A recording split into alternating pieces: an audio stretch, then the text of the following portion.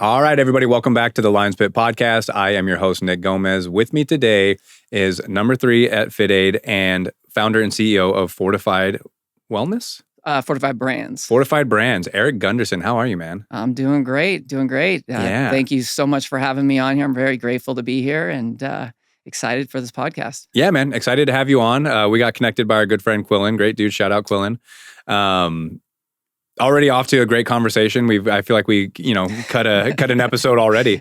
But yeah, got a lot in common. A lot of trials, tribulations, stories of faith and coming back to the church, and then obviously like perseverance when it comes to like personal health and personal trials coming up. So again, awesome to have you on. Super stoked to kind of get into your story and also get Fortified out there, man. Yeah, awesome. Well, thanks for having me on. I really appreciate it. And it's just a little bit more about me. I am a Christian. I have 2 amazing daughters that I'm raising that are 6 and 8, just turned 8 yesterday. Wow. Fun age. And an amazing wife of 12 years. We've been together 15 years. So congratulations. Really, really just grateful for my life. I've been blessed. Yeah, that's amazing, man.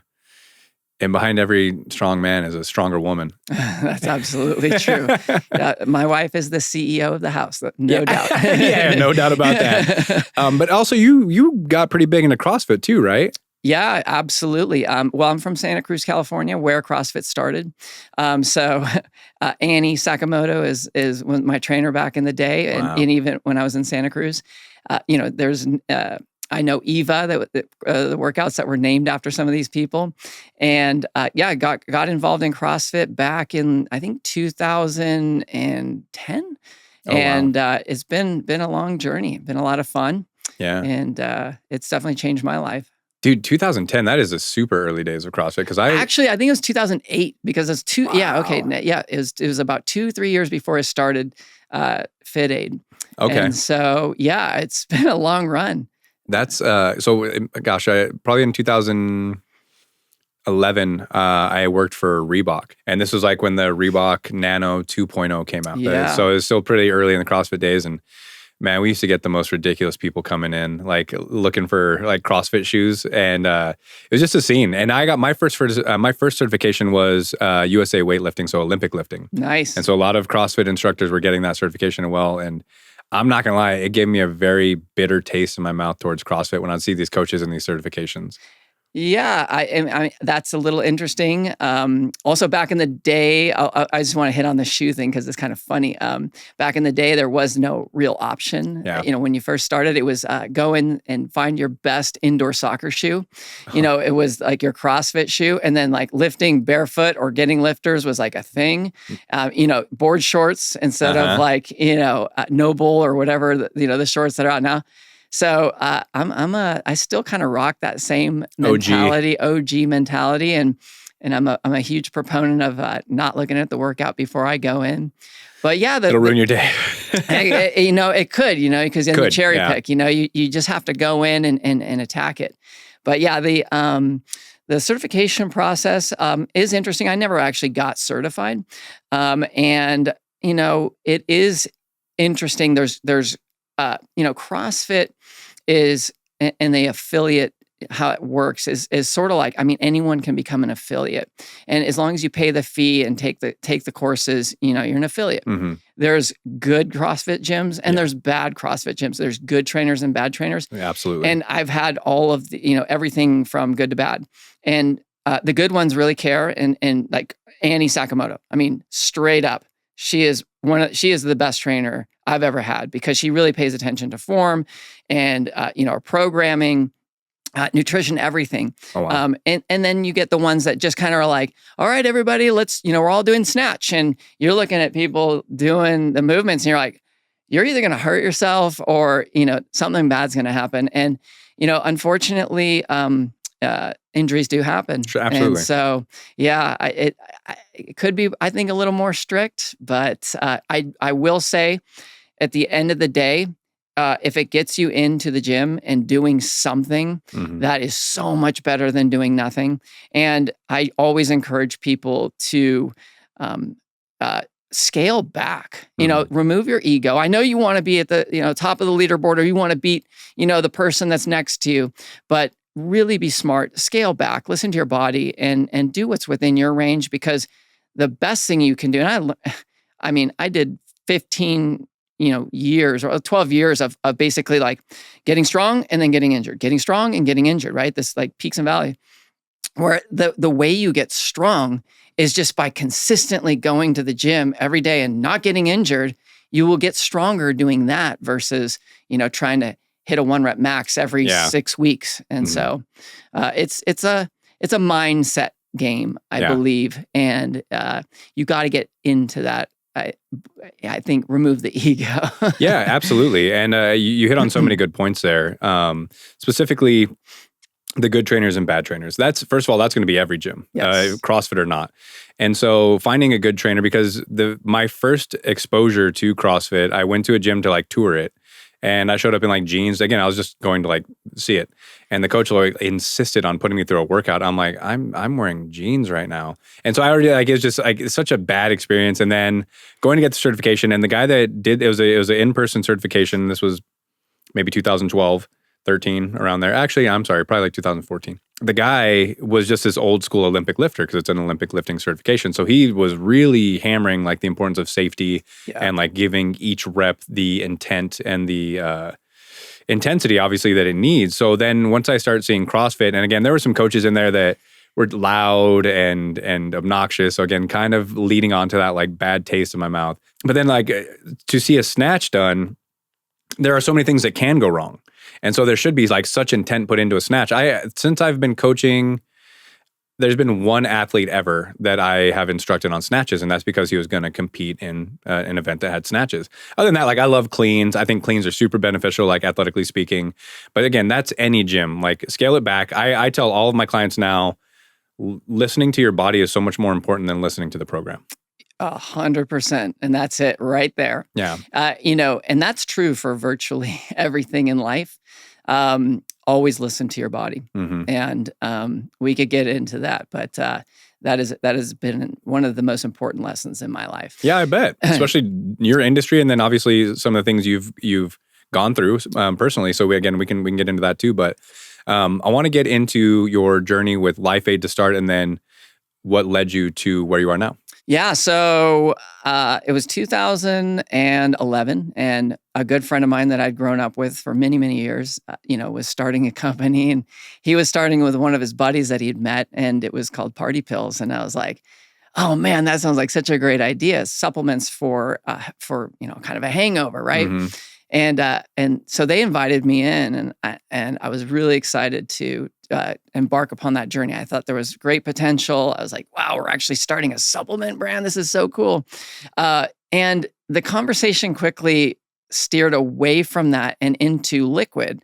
And when we realized that, I always said back in college, I graduated in 2000, that, someone's got to put vitamins in water. Well, Vitamin Water had put vitamins in water. I'm like, oh, it's already been done. But then I realized that, vitamin water is sugar, salt, and pixie dust, right? Yeah. And so artificial flavors, colors, sweeteners, all the things. So anyways, our conversation went from pills to like, let's be like the real vitamin water. And it's actually true, because we put efficacious amounts of supplements in each drink to be effective, not just a pixie dust, sprinkle. Sure. So we were, I would say the alpha hippie kids from Santa Cruz, not necessarily hippies with patchouli and everything, but we grew up on organic food. Surfing. We really connected with nature. We really cared about what we put in, on, and around our bodies. And so we wanted to create a product that was not better for you, but good for you. Mm-hmm. And so we got to developing the product, and we created the first product, which was Golfraid and PartyAid, which is kind of funny because those SKUs fell to the back of the line once we discovered FITAID. CrossFit was exploding, and once we tested FITAID in that market, it was like this weird kind of like kite catching a current that was like tugging at us. We're like, oh my gosh, it's taken off, it's going. And so we followed that thread. Yeah. But all the lessons that we learned with Golfraid being the first SKU was, we learned that there was a need, there was a need state for this product. We were able to get into pro shops with a mini refrigerator. And people were interested in a better for you product, or a good for you product rather. And so we applied all of those marketing tactics and ideas that got us into over 500 golf courses in a very short period of time to CrossFit gyms, and it exploded. And so our trajectory kind of was just like bobbing along, and then whoop, with FITAID. So yeah, FITAID was an amazing journey. I was there for about 11 years. Okay. So I was responsible for everything you saw. So all of the branding, the website, a lot of the marketing and the marketing materials.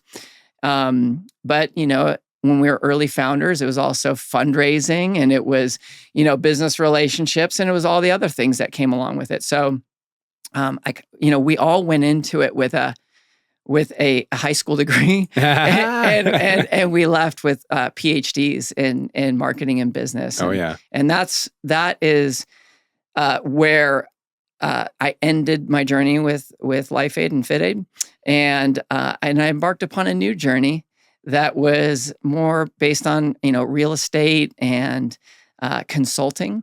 But there was this weird thing where I was like, man, when I left LifeAid, I was just I thought about minerals and water and okay, vitamin water it's like supplements and vitamins and drink, but I was just thinking more like water. Like I keep drinking this tap water, and it's like, or filtered water, and it's just like it's inert. There's nothing in it. Yeah. I'm like, I wish there was like a Montana stream that was in my backyard that I could just dip my cup into and drink.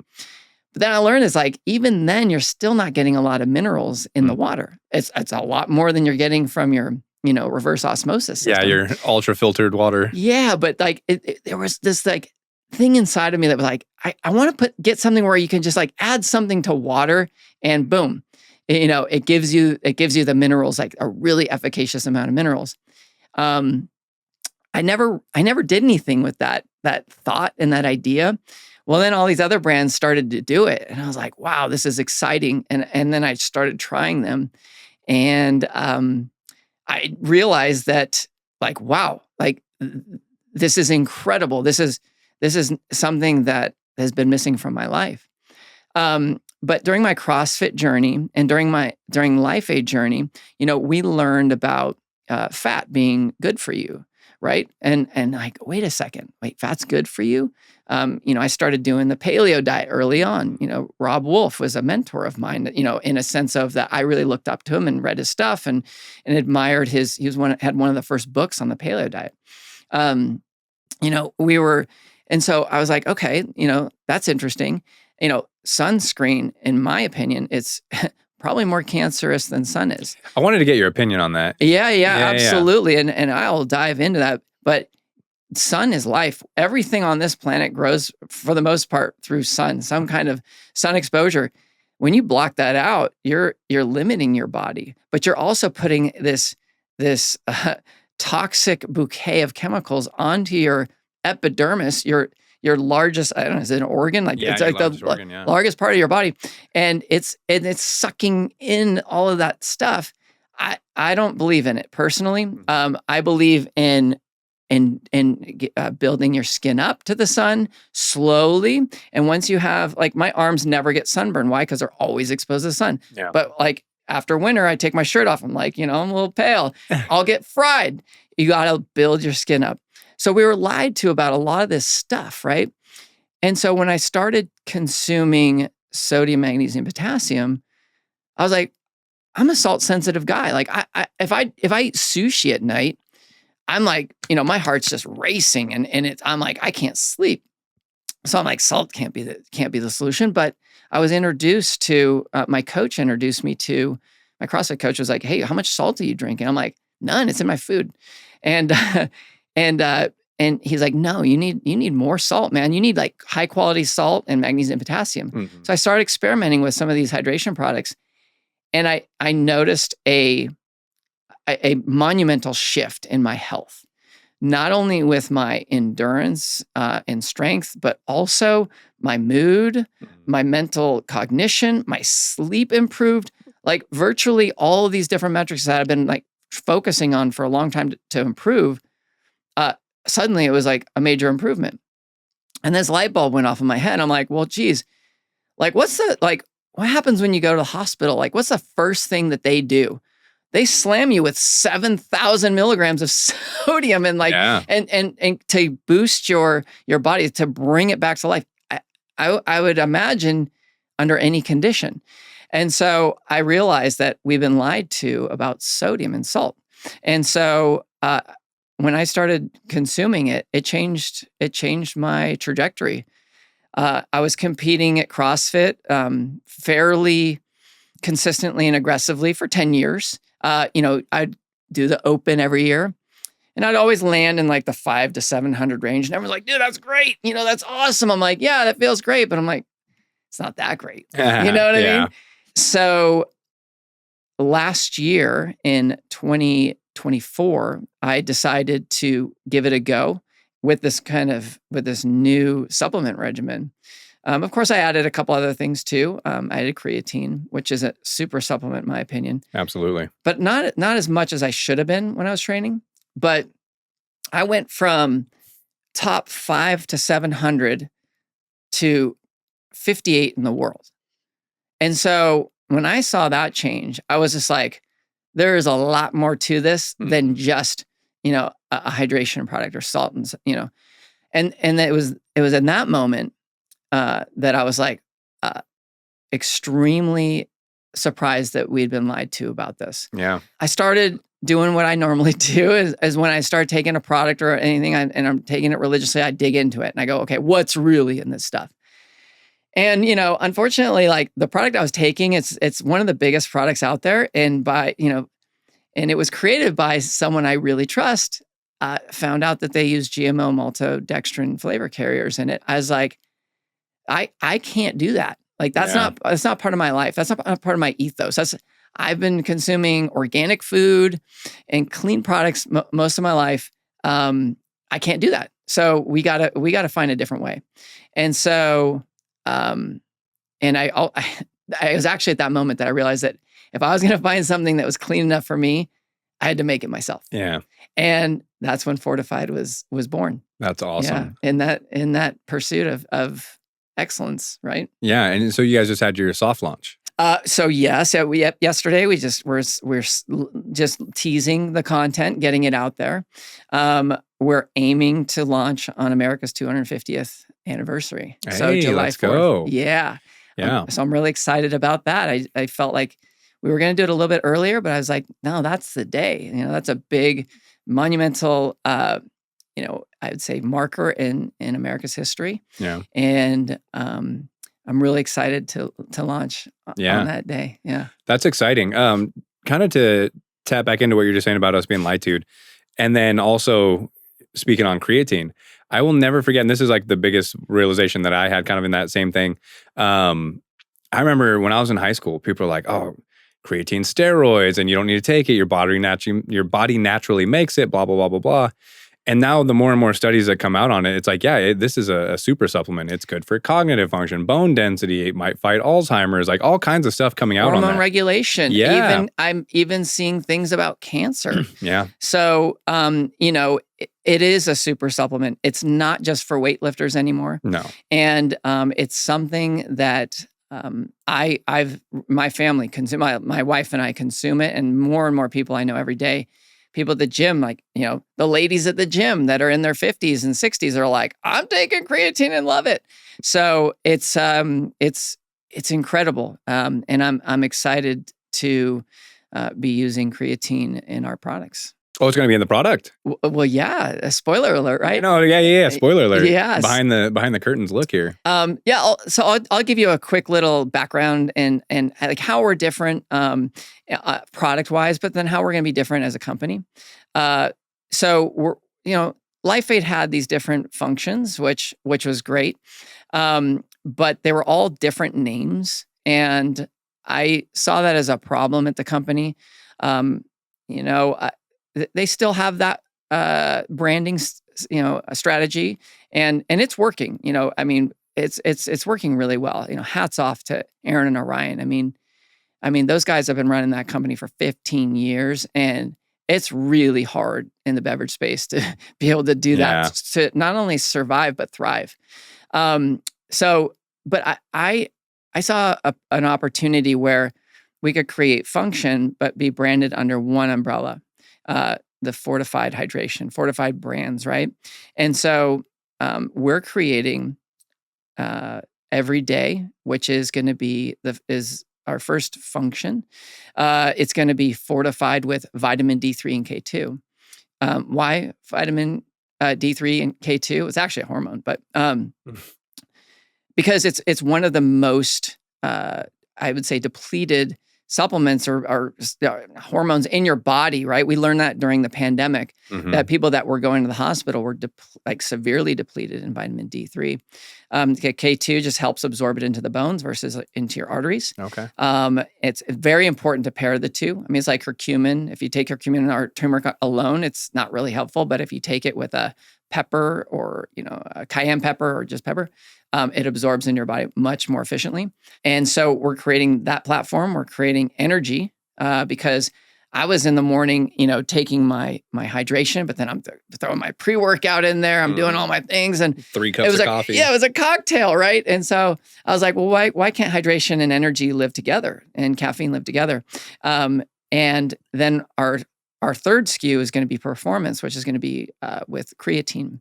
And so we're going to have these different platforms. So it's going to be shop by goals and keep your flavor. Now, at FITAID, I loved all their products, but the RX version, which had creatine in it, they weren't my favorite flavors. Yeah. They're still good, but it's not like, the FITAID citrus medley was like my jam. Like if everything tasted like that, if water tasted like that, I'd drink it, all the time. So I wasn't consuming as much creatine products as I would like to, because the flavors were just not my favorite. Right. So what we're creating is we have these platforms, but we're creating flavor consistency. So if you want energy in watermelon, or everyday in watermelon, or creatine in watermelon, you can have it that way if you're a watermelon guy. If you're an orange guy, you can have it in orange. If you're a fruit punch guy, so and so on, right? So we're going to create flavor consistency while creating these different platforms. And then the main driver behind the company and our products is the natural flavors. Everybody uses natural flavors. We're one of the first companies, if not the only hydration company, to use organic flavors. We don't know what's in natural flavors. No one does. Right. There's everything from it's from good to bad, right? And then we're also, instead of using citric acid, which is a form of black mold, not the black mold in your walls, but it's a synthetic bitter, and it's black mold. I didn't know that. Yeah, and it's in a lot of stuff. Makes you think twice about it. It does make you think twice about it. We're using malic acid. Why? Oh, because it comes from lemon. Okay, lemon. So why not use just like what's from nature, right? Yeah. And then we're not using silicon dioxide, which is a flow agent, which is sand, silica, and we're using bamboo. And so we're just keeping things as clean as for my, what I would want to consume and what I tell my kids and my family to consume. Yeah. For everyone else to consume, especially if I'm going to ask people to take 2 to 3 of these a day. So yeah, so we're really excited to launch. That's awesome, man. I like how you guys kind of have like the whole day mapped out, like with what you can take, because don't get me wrong, I grew up on garden hose water, especially if you played where I grew up, a little town called Moriarty, New Mexico. I kid you not, for football practice, they brought out this big PVC pipe that was probably 10 feet long, and every foot had like a hole drilled into it. And then they just hook up the hose to it and turn it on. And then now you have 10 water fountains. It's amazing. Yeah, that was our football practice. And again, I grew up on that.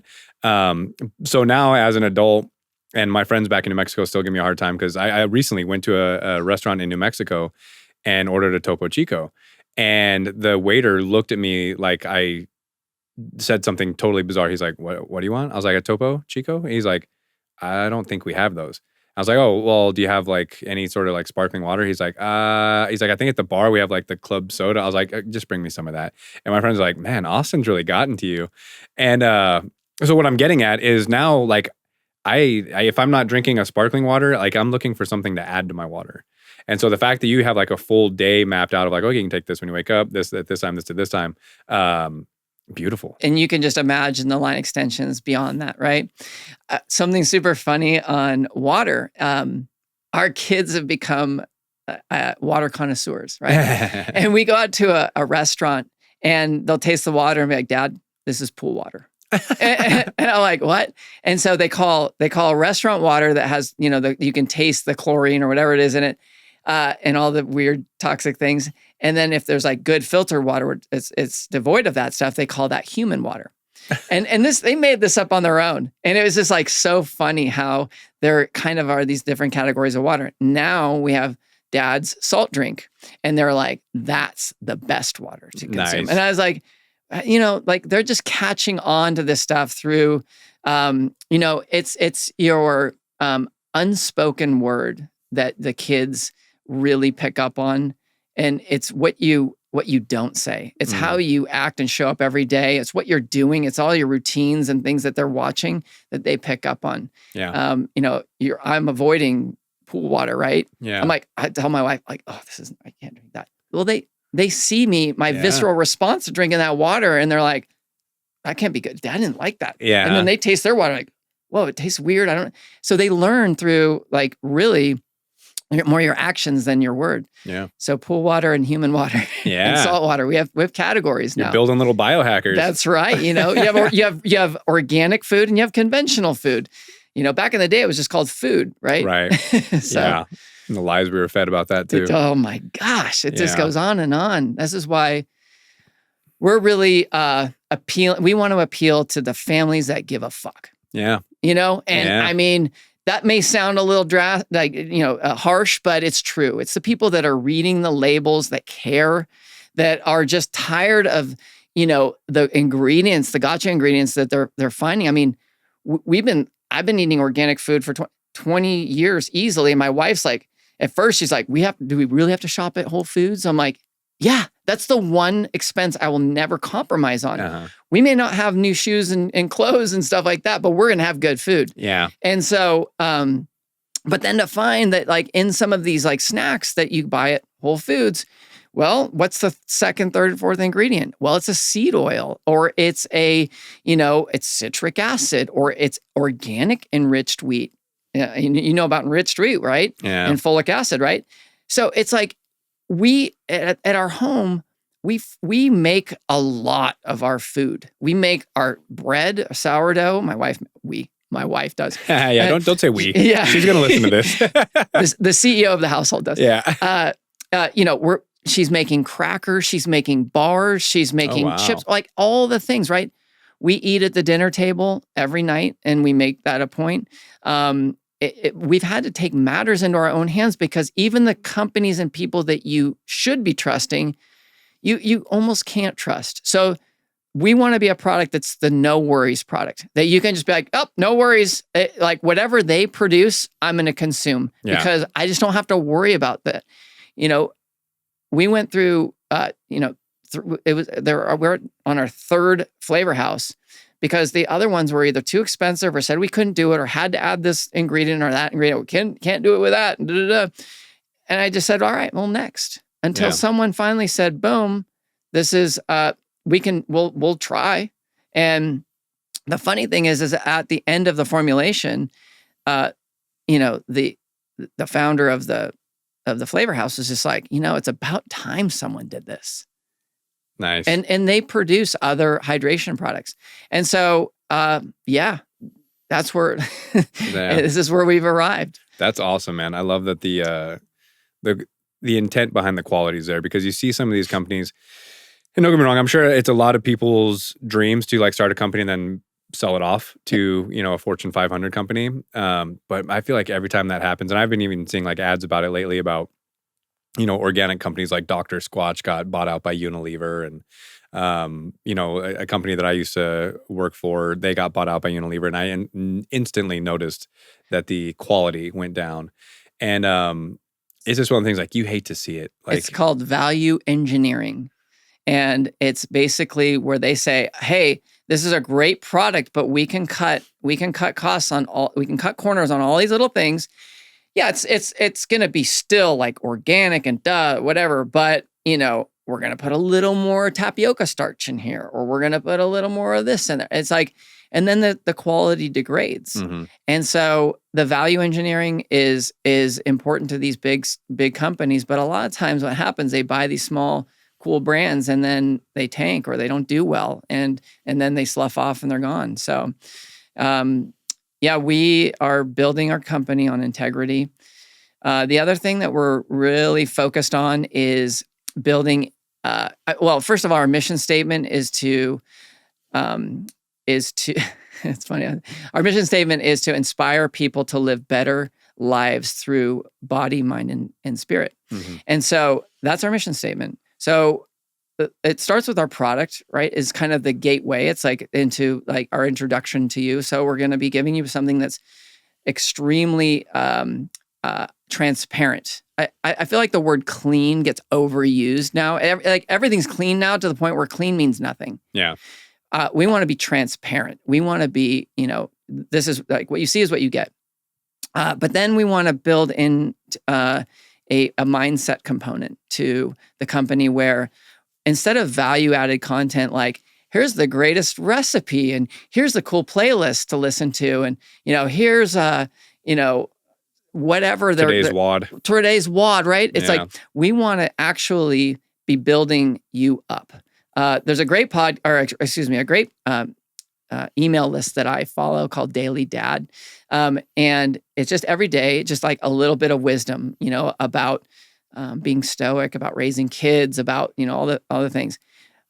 We want to build content like that. Mm-hmm. Because let me ask you, like, how many brands out there are actually trying to build you up as a person versus telling you, buy our product and we're better than the next guy? Yeah. Yeah. None, right? Yeah. And so our goal is to build people up and help people discover that there's ways to improve your life outside of just consuming good, healthy food, but through sharpening the axe on your mind, mm-hmm. but also your spirituality. So I learned that those three pillars must be aligned when life hits. Yeah. So yeah, that's true human optimization. Yeah. Again, to hit on all those things, because when you build a brand that leads to a community, like that builds investment, like personal investment. Like this brand, like when I first started on it, it was a brand that like really did help me change my life, and it was based off of community, and it was based off of the people that were there and the information they're putting out, and like it's just a total different way of thinking, not only within the gym, but like outside the gym. Because On It obviously started out as a supplement company, but then they built On It Academy as well, which was the gym side. And it's one of those things like, oh, this is encompassing everything. It was, in my opinion, lacking the spirituality aspect of it. And it wasn't anything that Aubrey Marcus, the founder, wasn't he is a very interesting guy, and he has his own approach to spirituality. So he would talk about it, but it didn't really like align with what I truly saw as spirituality.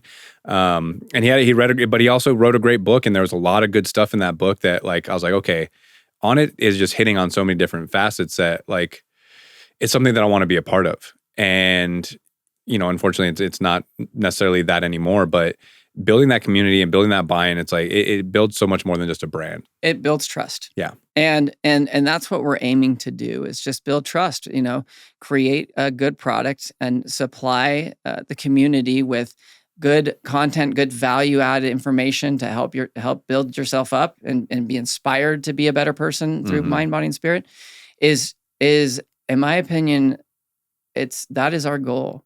And since not really any brands are doing it, maybe there's some brands out there doing it. I'm not aware of them, but certainly none of the big brands are doing it. Right. If you were to ask me, like, what's your goal with Fortified? I would say, absolutely, I need to provide for my family. I am the leader of my household. Mm-hmm. My wife doesn't work. She's a stay-at-home mom, thank God. And it's one of the best things that you can ever give. It's the best gift you can ever give a family. Yeah. And she's just incredible. That's why she's the CEO of the household. But it would be to force other brands and other companies to have to actually provide more value than just their product to their community and their people. If I could force that to happen in a sense that, where all the brands are like building people up and really encouraging them, enlightening them in ways that they've never been enlightened. There's a lot of people that suffer from a victim mentality, getting them out of that hole and becoming the hero of their own journey. If I can help inspire that with other brands and force other, I don't want to say force other brands to do it, but encourage other brands to do that, that would be the greatest mission. That would be mission accomplished in my mind. Because when you change the industry. There's not enough of that. There's no one.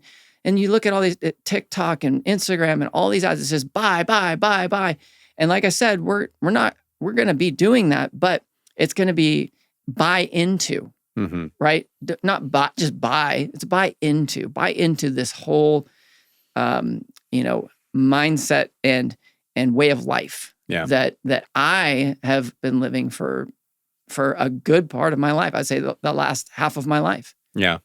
And I think there's a lot to be said for that, because going back to the whole victim mentality and being the hero of your own journey, a lot of people's hero stories starts with fitness. Like once they started going to the gym and they were seeing what they were capable of, they left an abusive partner, they left a bad job, they started to pursue their passions. It's like we were talking earlier, no one's coming to save you. Like it is you. You are the hero of your story. And kind of go back to, again, we were talking about off camera that I used to be married. And I've said this many times on the podcast, but I felt like I was living a role that was written for somebody else. And I was just going through the motions and I was waiting for someone to come save me. And, lo and behold, that person was me. Since taking the reins, and not even taking the reins, because being a man of faith, like God will always have the reins in my life. But like acknowledging that and acknowledging that it's on me to follow the path that he has laid for me, like my life has changed drastically. Again, I used to be very overweight, very unhappy, and just living a very ho-hum life. And it's like, why? For all we know, we only get one shot at this. Yeah. Like, why on earth would I want to? God did not create me to be mediocre. God did not create any of us to be mediocre. But it's up to you to realize that. And a lot of people, again, start to realize that in the gym or in the fitness scene. And so building a brand that enforces that and encourages that is, again, there's a lot of people out there, trying to sell a brand. Brands, but it's like, what major brand out there is pushing that? You know what I mean? Well, and this is inspired to my own journey. I lived a victim lifestyle for many years. In fact, throughout the, building FITAID, I was a victim and I was difficult to work with and I wasn't very pleasant in a lot of ways. And, hats off to all those that needed to work with me, because I always felt like everything and everyone was against me, and that FITAID was happening to me, not for me. I started to kind of pull out of that in 2018, 19, and that is when the trajectory of my life changed. And when I started, stopped outsourcing my life to other people, this job is going to make me happy. My superior is going to make me happy. Oh, the boss is going to make me happy. Oh, the whatever is going to make me happy. And started taking ownership of my own happiness is when everything changed for me. And I teach my kids at home. They say, "Oh, Kira's made me upset." And I say, "Kinsey, Kira didn't make you upset. You chose to be upset. You can choose your life." And I want to encourage that. I want to empower people to believe that you are exactly where you are today because of you, no one else. And you can say, "Oh, I didn't have any control of the car accident I got into." Well, you did have control. And why? Because you got in the car and drove that day. A story about that is my dad had a fall about 10 years ago at Mary Ann's Ice Cream in Santa Cruz. And he slipped on some ice cream and he fell and he really messed up his back to the point where he had to get surgery on it. Oh, dang. And he's just been on a decline ever since. And so now he's 85 years old. His mind is extremely sharp, but he's physically decrepit in a lot of ways, like can't really move around. And so my brother and I were having a conversation about this, and he's like, Lauren said, my brother Lauren, he's like, yeah, it's really unfortunate Dad had that fall. You know, I mean, there's just nothing he could have done about it. And I said, well, Lauren, if you think about it, yeah, the ice cream was on the floor and he did slip on it. But what did he do for himself up until that point? What if he was in better shape? What if he was 40 or 60 pounds lighter?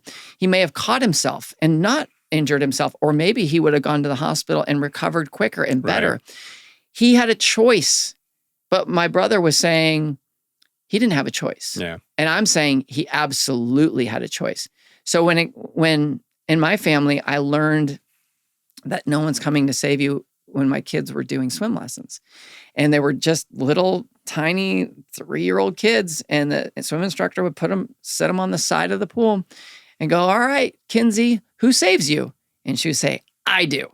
And then boom, push them into the pool, down in the pool. And they're like, struggle. And then they find the side and pull them. And they would just be, gasping for breath. And they say, good job, Kinsey, you saved yourself. And so that is when I realized that it's like, who's coming to save you? You are. Yeah. You have control of your life. And when adversity hits, and it will, and you'll get the call, well, where are you in life? Where are you, with your mind, body, and spirit? Where are you? Take inventory now, because there could be a time when you get pushed in the pool and you got to figure out how to get to the side. Yeah, that's a great analogy. And also what a great practice for that swim instructor.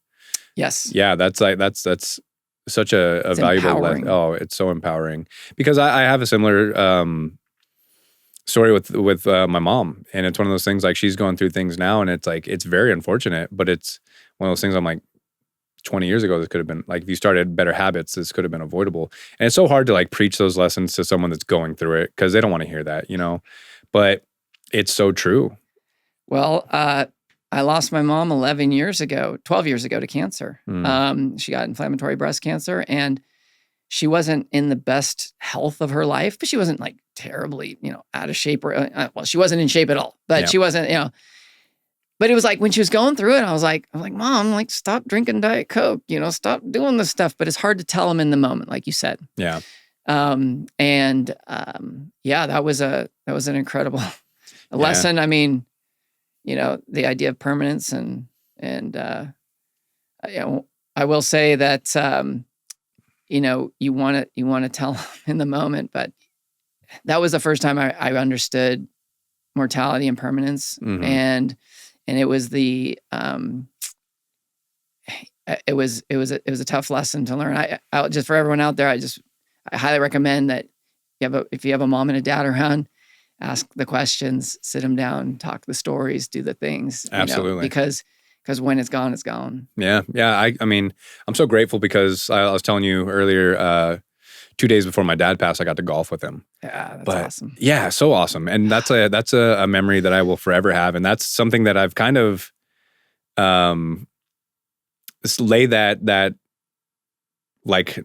unbreakable rule for me when I start, if and when I start dating new females. I'm like, hey, just so you know, I'll never miss things I'm supposed to be at because of golf, but don't ever give me a hard time for golfing, because that's something that I had with my dad. Yes. And that's such because before like I said, I played college baseball. I played baseball my whole life. I love baseball, but before I knew how to swing a baseball bat, I knew how to swing a golf club, and that was always bonding time for me and my dad. And again, the fact that I got to do that 2 days before he passed, I'm like, okay, this is something that I'm going to do, and it's something that is a non-negotiable. I'm going to do it, and I'm not going to allow you to nag me while I'm doing it. What a gift! What a gift to have been able to do that before he passed. Yeah, I wish I would have. I was 21 when he passed, and still very much a boy. Being a college athlete, you go to class, you go to practice, you eat, you wake up, you do it again tomorrow. There's not a lot of parts where you need to be a man at that time. And so it was very unfortunate timing. I mean, it was very sudden. He was 60, in good shape. It was from cigarettes. But it was just one of those things where I'm like, especially when I was going through my divorce, I was like, God, like I wish I could talk to my dad about this. Like because he was such an interesting guy. He did so many cool things. Like he was from Colombia, traveled a bunch when he was younger, and just did all the things. And as I became more and more of a man and kind of stepping into who I want to be and who I'm going to be moving further, it's like, man, I wish I could talk to him more. So yeah, the importance of that. Like if you're fortunate enough to have a parent around, have those stories, have those times, sit down with them. Like all my buddies that still have their dad around to like go play golf with, and like, oh yeah, I'm playing with my dad on Father's Day. I'm like, dude, enjoy that. That's awesome. Yeah. Whatever you got going on, cancel it for the day. Like, go do that. We were talking about this earlier too, and you lose a parent. It's really easy to spiral down into a victim mentality, right? Mm-hmm. Into like, this. Why did this happen to me? It's too early. I don't get to enjoy, my mother or father.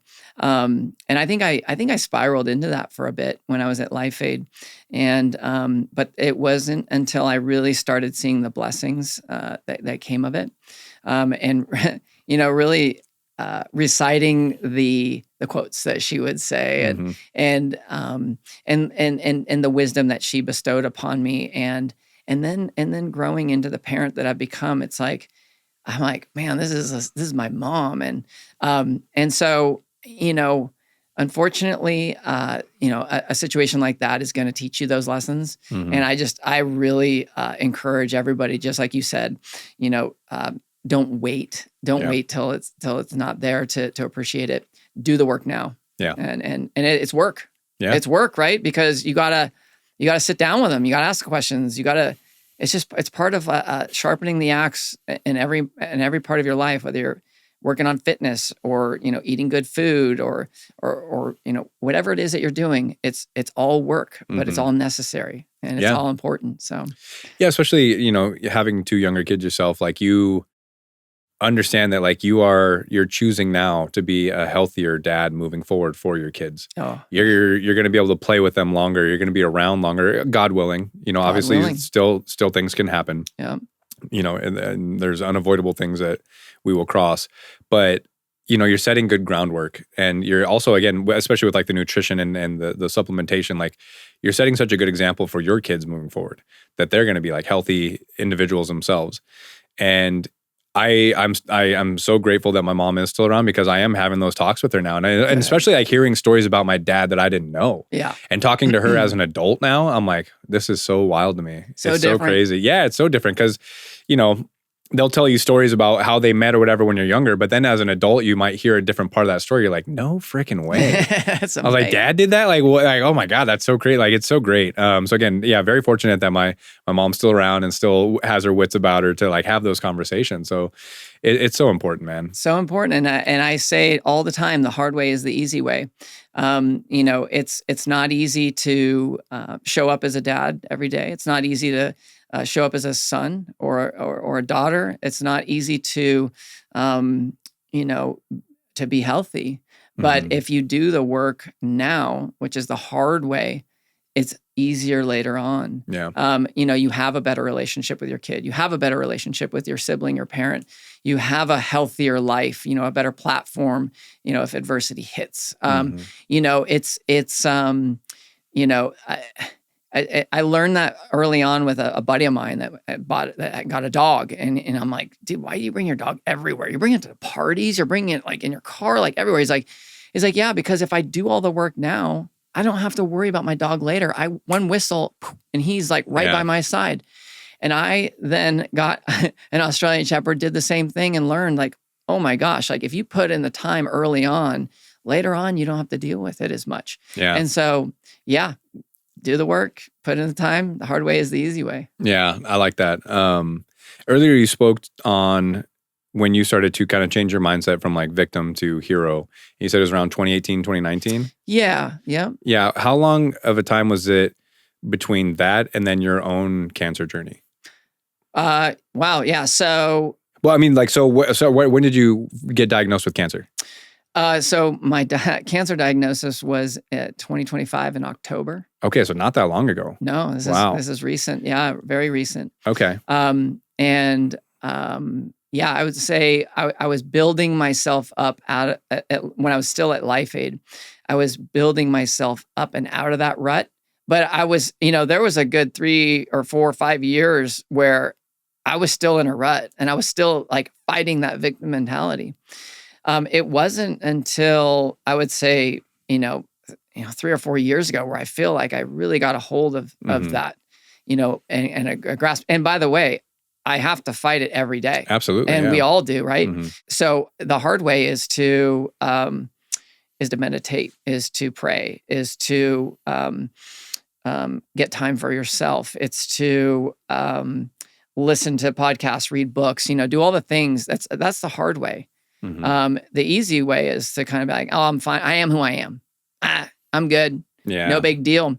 I don't need to change. I just, I was born this way. Yeah. My parents are, I'm this way. Sure. That's the easy way. You can just coast on that for the rest of your life. But let me tell you, it's harder as you get older. It gets harder and harder to be stuck in that way. You got to be adaptable and you got to be able to change. And so, yeah, to my cancer diagnosis, I was about 8 months into starting Fortified, building the team, all the systems, getting all the things done, finding manufacturing, all the stuff. And also training for the 2026 CrossFit Open. Mm-hmm. This was my year because last year I got 58th and I'm like, oh, I can climb 20 spots. No problem. I can get top 20 or top 30. And I was like, I got this. And so I was in the best shape of my life. I was in the best health of my life. I had never felt better. My mind, I finally dug myself out of this victim mentality. I had found my faith about maybe, 4 or 5 months earlier. Started going to church with the kids and it was amazing. And, I would say I was at the top of the mountain with all 3 of those pillars, mind, body, and spirit. And then, I got the call. Yeah. And, P16 squamous cell carcinoma. So it's HPV. And it showed up as a big mass in my neck that we hit it with antibiotics and steroids. And it shrunk way down to the size of an almond. And I was like, oh, I'm good. Like on that thing, it'll disappear in a few months. It'll be no big deal. Well, the almond didn't go away. And I started feeling something in my throat. And it was... We believe it started in my tonsil and it moved out to my neck. And so I was able to, of course, I was scared at first. I was freaked out. I was every emotion you could ever imagine when you get the call. I mean, you don't know what to expect or do. You don't know, like, if your insurance is going to cover this. You don't know what doctor to see. You don't know, like, what way is up. Mm-hmm. And what I would say, my wife in all of this was probably my saving grace. And talk about having a life partner. If you get the call and, something tragic happens, you want to have a strong person in your life. All the more reason to find a good partner. Yeah. She really helped ground me and help me. But I wasn't beat down too long. She looked at me and she said, it was a little tough. She said, Erik, you've got this. This is what you've been preparing for 20 years. And I just was like, you're right. Like, I've been preparing for this for 20 years with my diet and, my exercise. And then I miraculously brought faith into my life before this all struck. Yeah. Your health is you're in good shape with your diet and you're in good shape physically, but man, that spirit side was something else that I had never experienced. I'm from California. It's pretty much a godless state. Yeah. And, it's God is weird out there. Like, oh, you go to church. Okay. I was always a believer in Jesus Christ and God, but I was never a practicer, never went to church. And I never prayed or any of that stuff. Really, I would say I pray to God that, something great will happen. Okay. Yeah. the victim mentality started to disappear, like really disappeared immediately after my wife really said that to me. And I had this strength in my mind to like, these reps in my mind where it's like, I'm not a victim. I'm not a victim. I'm healthy. I'm well. I'm healing is what I would say to myself every day. And I was able to persevere and go to the next level and go, all right, like I'm prepared for this. I'm ready for this. Let's tackle this. Let's go, hit it straight on. But when I brought my faith into this journey, was I couldn't tell you what I would do without it. I honestly couldn't tell you what I would do without it. And there's a lot of people that when they get the call, something happens, right? They turn to God, right? Yeah. I had turned to God before this, and there's a reason why people turn to God, because God is there, always there. So yeah, I was able to, through prayer, I've learned that prayer is better than meditation, because you are meditating in prayer and you're also expressing gratitude every single day. And then also I always say that, if you don't, the answer is always no until you ask. Yeah. So if you're not asking the universe, if you're not asking God for what you want, good luck getting that. Yeah. Right. So when I started asking and praying and just, give me strength, please, like give me health, give me the courage to walk through the door. Give me, my Holy Spirit was guiding me I didn't want to go get a PET scan. Yeah. I don't even like dental x-rays. I don't like to I'm a freak when it comes to I don't cook on Teflon pans. I don't do any of that stuff. And so they're asking me to inject my body with radioactive material and scan me. I'm like, yeah. Oh man, but my Holy Spirit grabbed me by the hand and walked me through that door. Yeah. And put me in the seat and said, Eric, it's time. It's time to rock this journey and go. And I've been praying every day on it. And I will say every prayer has been answered. Yeah. Every single prayer has been answered. And there was a lot of them. Yeah. And so I was able to go through those doors, get the prognosis, go to MD Anderson, by the way, amazing facility, best doctors you could ever ask. Is that down in Houston? Houston. Yeah. We were supposed to move back to Santa Cruz last year. We were trying to sell our house and go back. Oh, we're just going to go back to California. We'll make it happen. Well, every door shut on us. When we came out to Austin, it was every door's open. It was a wind tunnel. And then when we were trying to go back, it was like a jet engine in our face. I couldn't resistance. There was so much resistance. And we were meant to stay here for so many reasons, but this was one of them. Yeah. And we were 3 hours away and we were able to go down there. And luckily for me, surgery was the path, the curative path. And I'm on the other side of it. Yeah, it's awesome, man. And it's going to keep rocking it. Yeah. It's so amazing that you spoke to, sometimes that when people get that call, that's when they turn to faith. And you had turned to faith several months before then. And especially coming out of a victim's mindset, that could have been a time for you, and everything you said aligns with someone that's a strong person of faith, because that could have been a time where you're like, oh, I turned to God and now this is what I get. I just turned my life to God and now I have cancer. And you're like, no, this is an opportunity for me to strengthen that. And again, having a strong woman of faith at home and just a strong woman in general is just, and not enough can be said about that. But again, it's just a perfect example of turning your mindset from why did this happen to me or why is this happening for me? And it's an opportunity for you to share your story, to share your faith, to express to other people hey, you can get through this, you can build this, you can do whatever. But you kind of just have to get out of your own way. And you just gotta, I share this story all the time. It's Peter when he sees God walking on water in the middle of a storm in a lake. And they're in a boat and the boat's just tipping back and forth and it's a ridiculous storm. And they're not sure if it's actually Jesus walking on water. And Peter's like, all right, if you're Jesus, let me walk to you. And so he gets out of the boat and he starts walking to Jesus. And it's only when he starts paying attention to the storm around him that he starts to sink. But when he keeps his focus on the light and he keeps his focus on Jesus, he walks on water. And I just like you're saying, I have no idea where I'd be without my faith. I wouldn't be here. I know that for a fact. I would have believed every lie that was told to me. Yeah. I'd still be some scummy, dirty little rat in Albuquerque. I'd probably selling drugs. And honestly. most of the lies come from you. right? Yeah. And it's wild to, yes, I mean, so changing that mindset from life is happening to you to for you, to life is happening for you, was the biggest absolute shift, quantum shift for me. And the lessons I've learned through this experience was that, well, first of all, I repeated the Psalm in my head over and over and over again, that be still and know that I am God, is giving up that illusion of control and just putting your hand in God's hand, putting your life in God's hands, was how I got through this whole experience. And so, what I would have done without it, I don't know. I don't believe that I would be like where I'm at in this moment.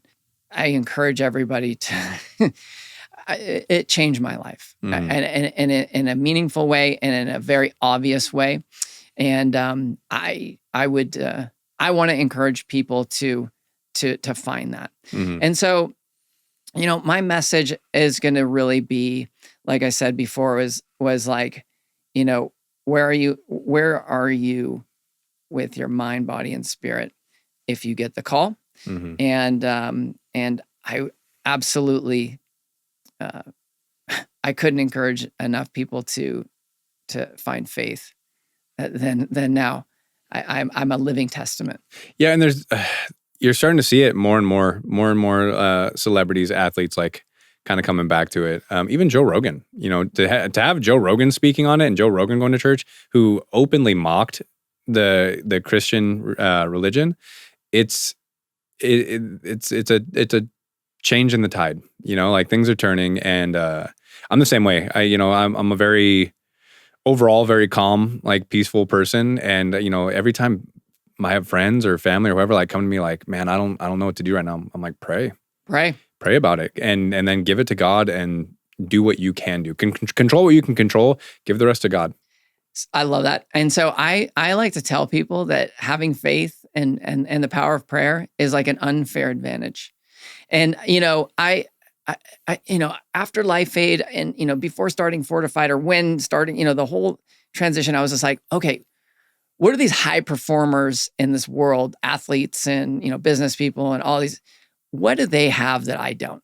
And if you look at it, you peel back the onion, all of them, it almost all points to they have faith. And I was like, wow.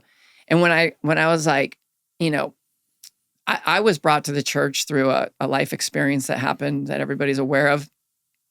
Charlie Kirk got shot and killed.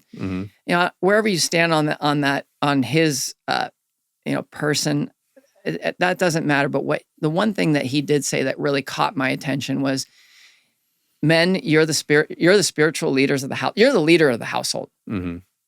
You're also the spiritual leader of the household. Go out and lead. And that was it.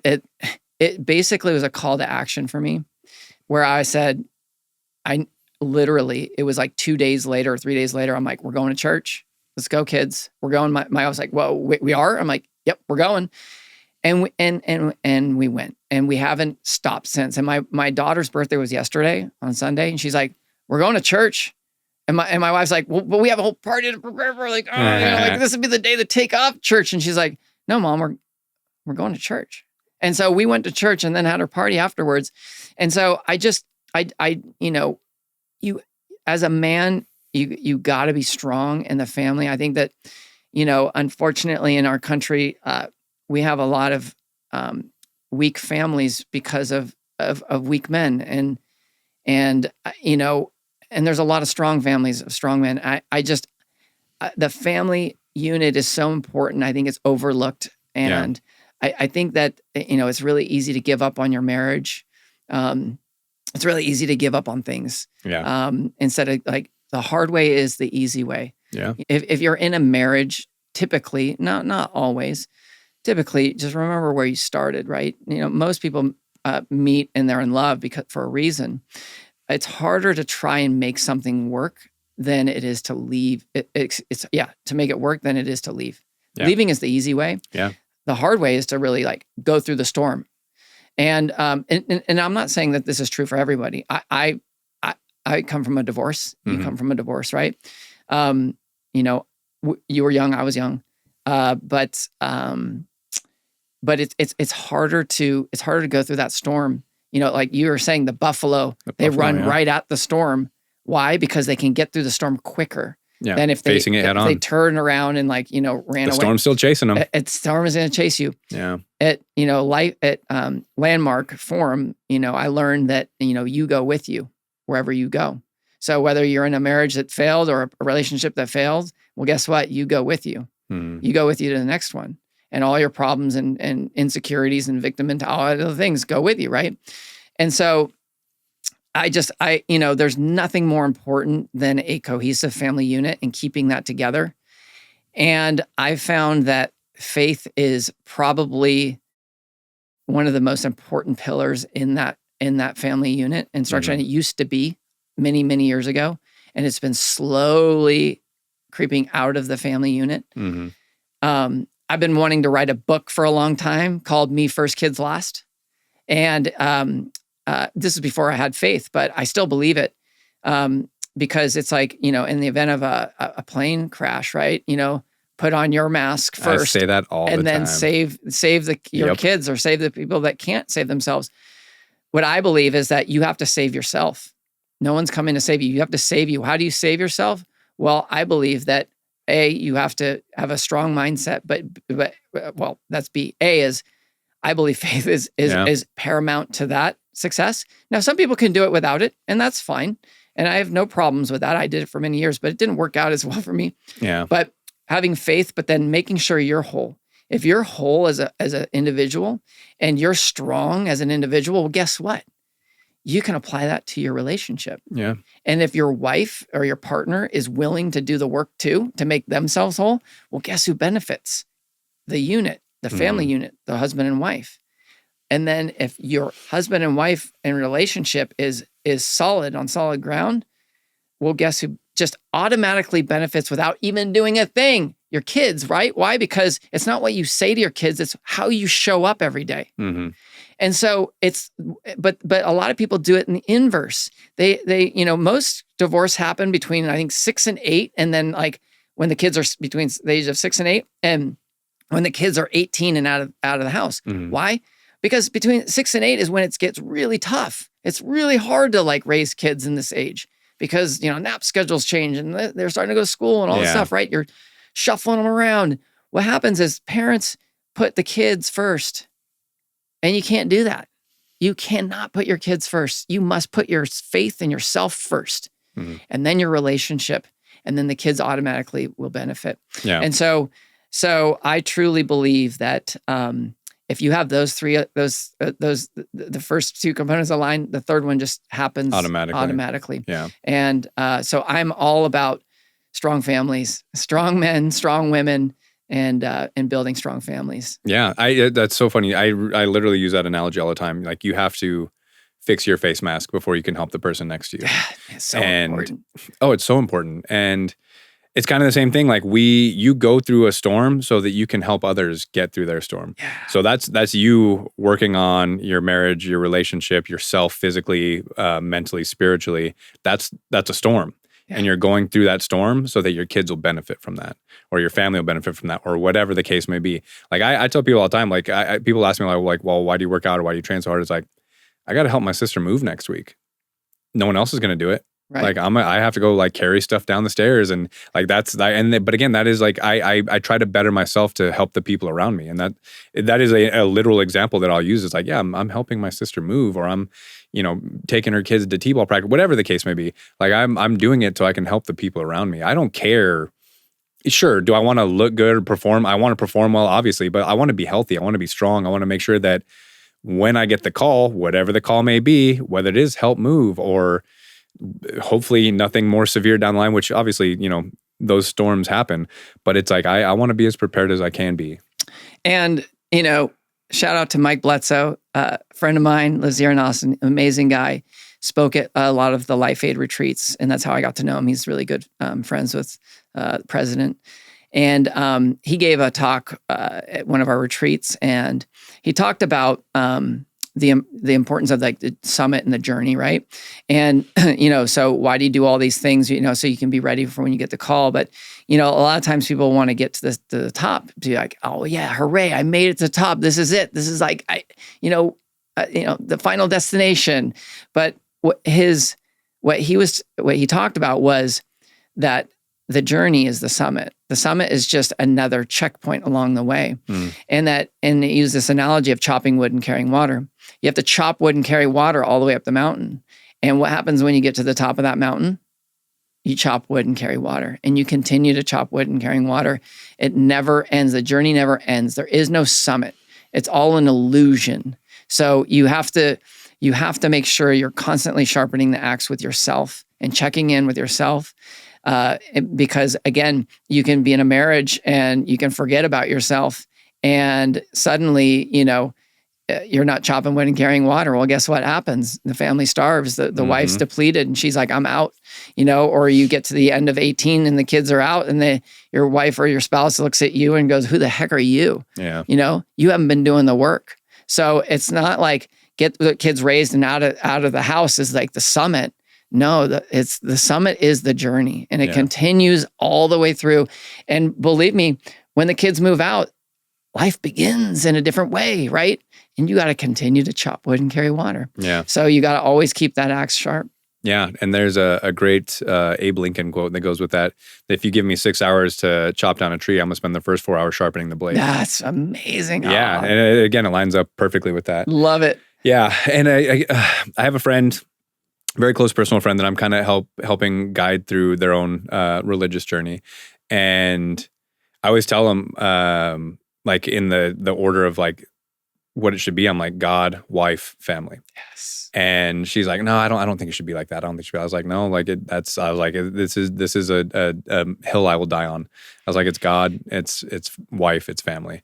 But like I said, you have to be the hero, but you also have to believe that you have a purpose, and that purpose comes from God. Yes. Yeah, and that has led me again to wherever I am now and wherever I'm going to go. Like having belief in that purpose is the driving factor. And to talk to that, when we started Fortified, I challenged everybody on the team. I'm like, I want everyone to identify what their personal purpose is and then what the company purpose is. The blank stares I got when I asked that question was alarming.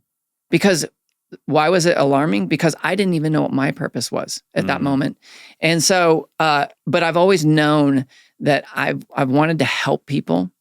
And I've wanted to help people in a meaningful way. I've always sat down, and I'll sit down and talk to anyone for hours and about anything you want to talk about.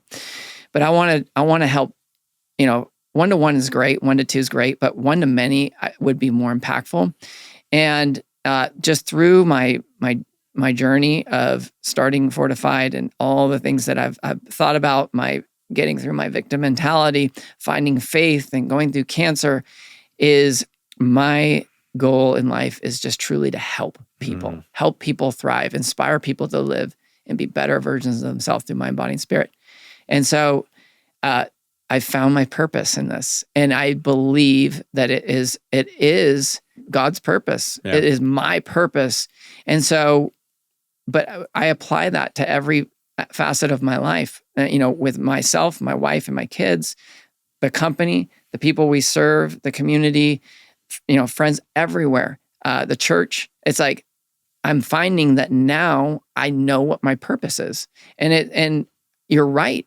You got to have that direction, that northern star. And I encourage everybody to find that and to challenge you to find that, because oftentimes if you're asked that question, you're like, I think I know what it is. Like I've always known my purpose is, but you don't. And to be able to put your finger on it is important. Yeah, define it, put it in words. Define it, put it in words. Otherwise, it's just a watermelon seed, and just squirts out. Yeah, keeps, that's funny. So, well, awesome, man. I think that's a good place to call it. Do you have anything else to add?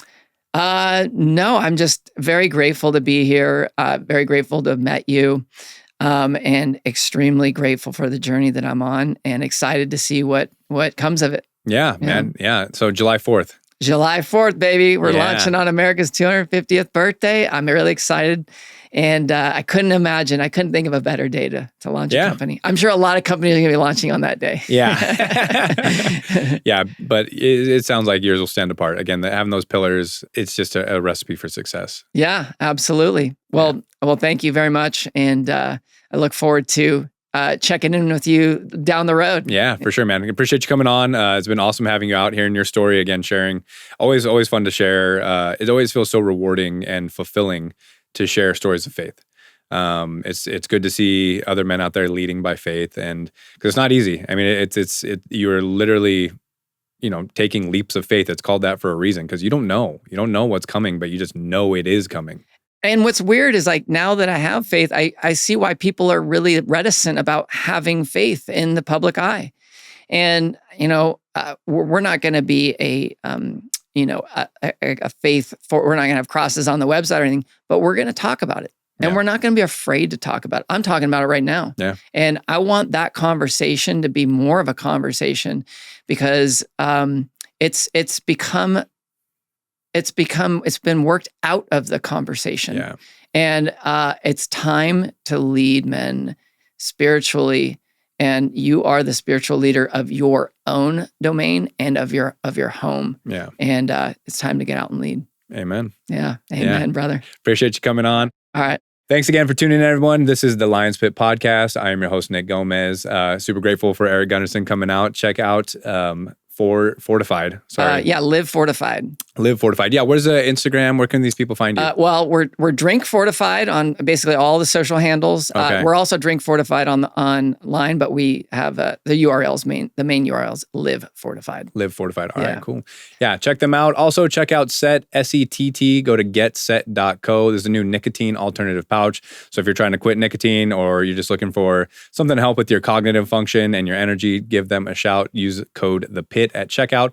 Also, check out Ghost Muay Thai, the new Muay Thai brand out on the market, really changing the look of the game, doing a lot of big things in Thailand for some underdeveloped communities. So also another faith-based brand, so I cannot support them enough. Give those two companies a check out. Use code THEPIT, and we will see you guys next time.